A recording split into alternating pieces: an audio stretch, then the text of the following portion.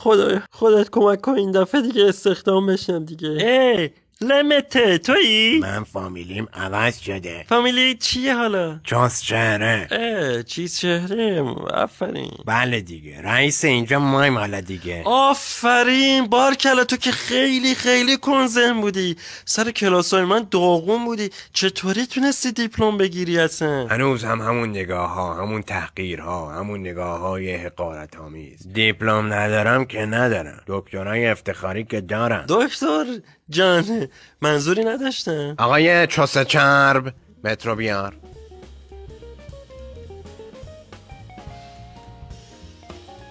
من متاسفم. چی شده؟ خیلی متاسفم، خیلی متاسفم. این 7 ساله است روش زحمت کشیده شده. آخه برادر داداش من چیکار کنم؟ ریشت 2 سانت بلندتره، بعد از این همه سال میای و میری. خودت یعنی نمیدونی ریشت در شأن نیست؟ چیز چرا؟ نه چیز چرب.